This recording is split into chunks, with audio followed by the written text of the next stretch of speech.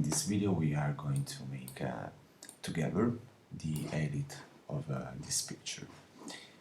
This is again from the series of Milan, and I don't know yet where I want to go with this picture. I think that the first thing that we can do is just set the lines properly. So okay, now this photo is straight, and if you didn't know what to do, you see in Lightroom there is this icon, crop and rotate, and you can just click on auto and it will just straight the photo for you.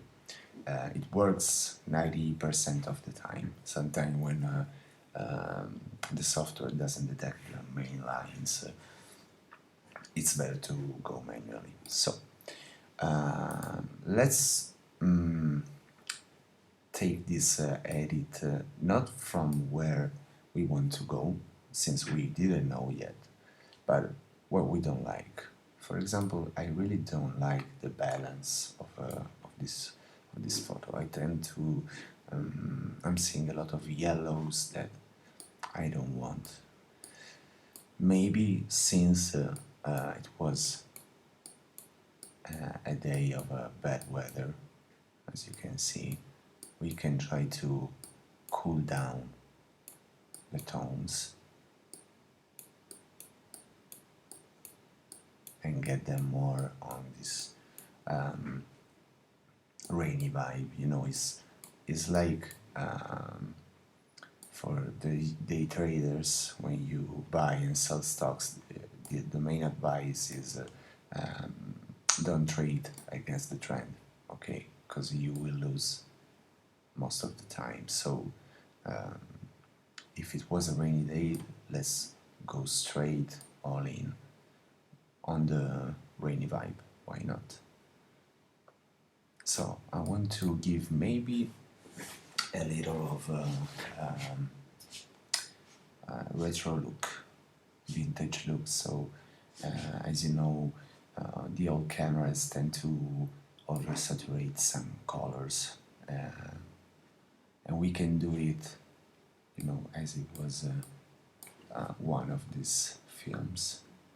And the second things I want to do, that I really love, is to lower the shadows. So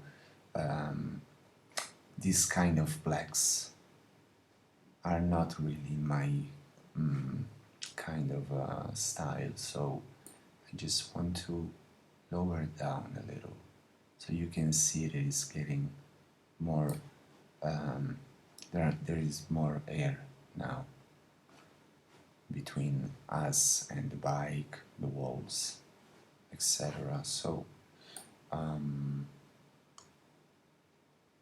let's see with the DAs now if we can bring some details back just to make them pop a little. Okay. And even some clarity.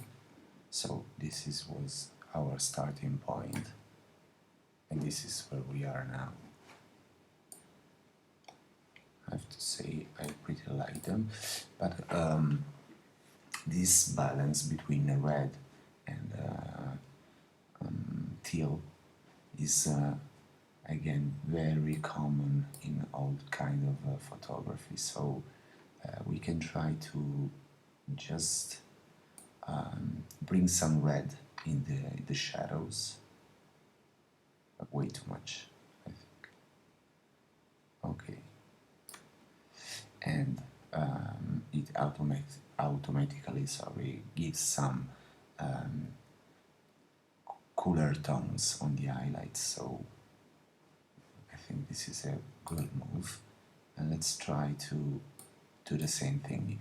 We have to, you know, just put an anchor in the middle of our lines. So how do you read these lines? Obviously, this is the blue, this is the yellow, and this part of the line regulates the shadows. As long as we move up, we are going to the highlights. So if I crank this line to the yellow part, all the highlights will tend to go on the yellow side. But we want to do maybe the opposite. Okay, let's see on the other side.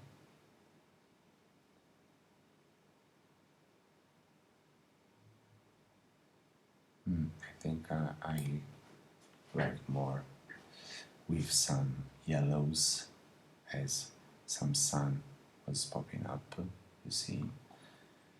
And the last thing that I want to do is, you see this blue in the windows, so I want to maybe change that a little, the tones. Okay, it's more like greenish. Okay, always for our vintage kind of look. And as the last thing, we go back to our crop section. We go on the 4/5. I started to use the 4/5 size due to Instagram, since when you publish a photo with this kind of size, it tends to occupy a lot of space in the feeds, and it try to take more attention. So I started for that reason, but now I see that I pretty liked it. It's very easy even to center the subject, following the rule of thirds. So okay, I think this is the final result. Maybe we can just give a little more light. Okay, and saturate the highlights and the whites. Okay, so let's do our comparison. This is the starting point, and this is the end. I hope you like the edit. Maybe you will find even this picture on my Instagram profile, which is last.stop.okinawa with dots between the three words. I hope you will have a wonderful day and see you soon on the channel.